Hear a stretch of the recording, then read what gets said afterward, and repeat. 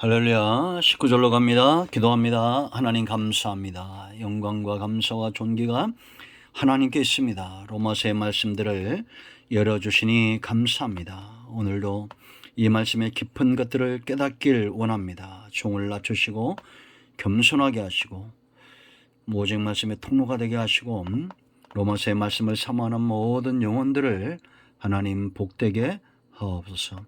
예수 전님의 이름으로 사모하며 기도합니다. 아멘. 어제 중간에 영상이 좀 잘리면서 어제는 좀 짧게 나갔습니다. 자, 오늘 19절로 봅니다. 11장 전체를 지금 여러분들 잘 이해하시죠?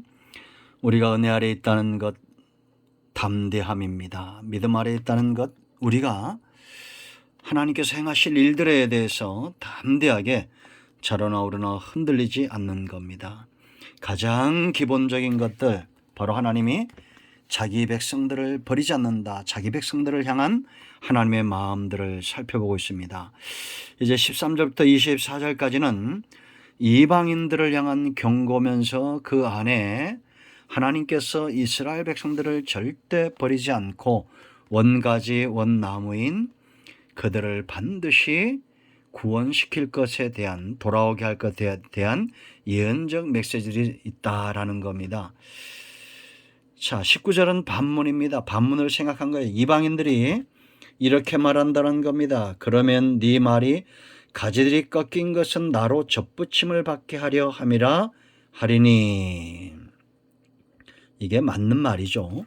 맞는 말이지만 이것이 특권은 아니다라는 겁니다. 우리가 예수 믿는 것은 놀라운 특권입니다. 축복입니다. 그러면 저와 여러분은 어떻게 살아야 될까요?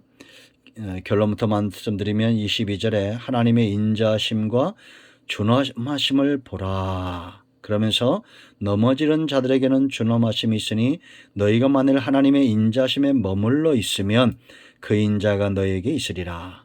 하나님의 인자심과 긍휼하심에 머물러 있기를 사모하는 겁니다. 사람은 여전히 죄를 짓지요. 그러나 죄 가운데 우리가 극도로 피해야 될 것은 교만과 판단자의 위치에 있는 겁니다. 겸손하고 하나님 앞에서 자기를 낮추고 인자심에 머물러 있어야 된다는 거죠. 그런데 우리는 다 이렇게 된 것이 하나님의 나를 긍휼히 여기시고 맞는 말입니다. 이방인들이 교만하여 이스라엘이 저렇게 무너진 것은 다 우리가 접붙임을 받기 위함이다.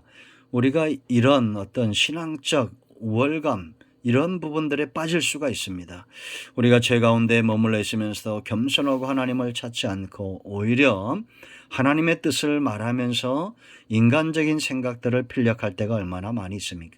그것은 크게 잘못된 겁니다.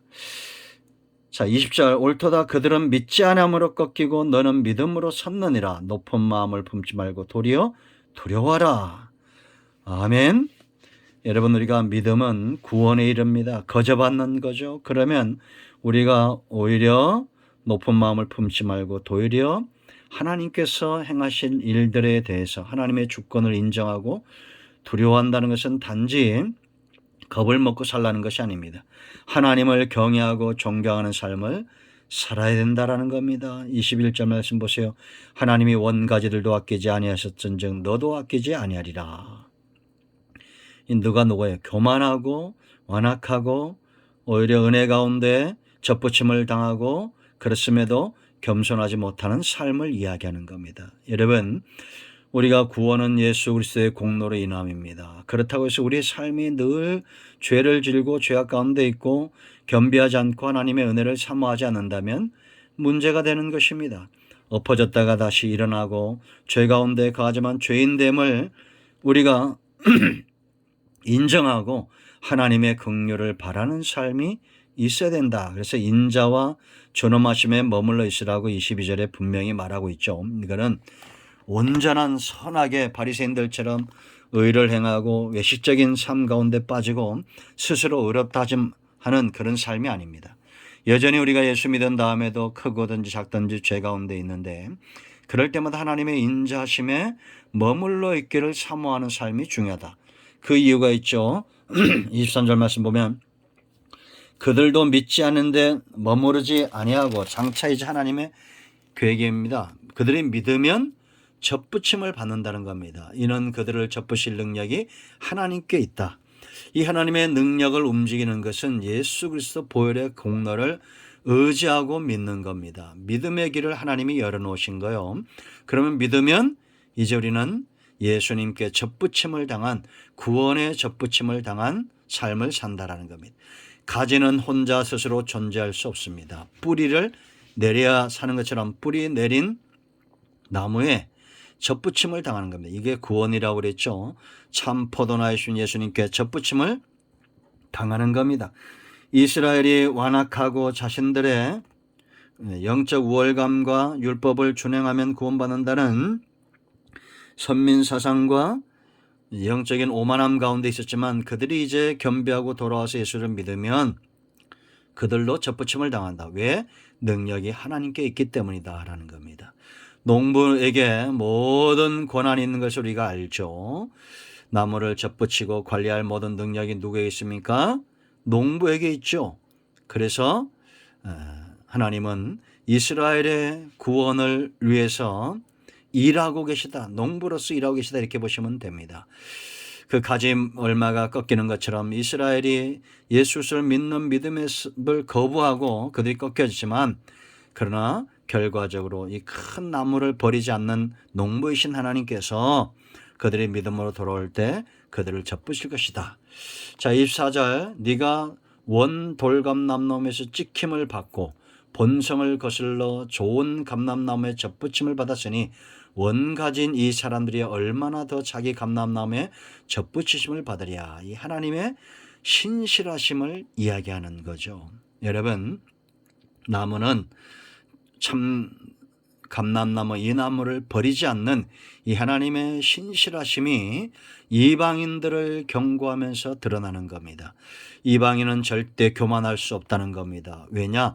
접붙일 능력이 하나님께 있고 원가지 몇 가지를 꺾어서 이방인들을 접붙였다고 해서 하나님이 원나무를 버렸냐? 그러지 않다. 그 가지들도 회심하고 돌아오면 믿으면 하나님이 그들을 원가지에 접붙이실 능력이 있다라는 겁니다.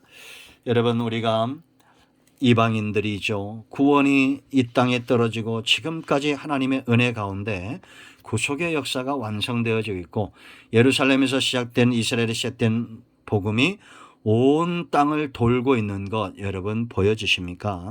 전 세계 98% 이상의 복음이 전해져 있고 한글 성경도 안 들어간 곳이 없이 복음이 전해지고 있습니다. 한국 교회가 이렇게 쓰임 받는 것은 놀라운 겁니다.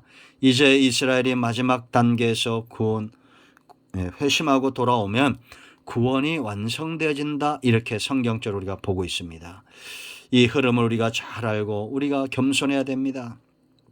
이제는 주님 오실 날이 멀지 않은 그러한 때 온 땅의 가장 분명한 징조는 전쟁도 아니고 기근도 아니고 전염병도 아닙니다. 바로 복음이 전파되고 있다는 겁니다. 온 땅에 전파되고 있다는 겁니다.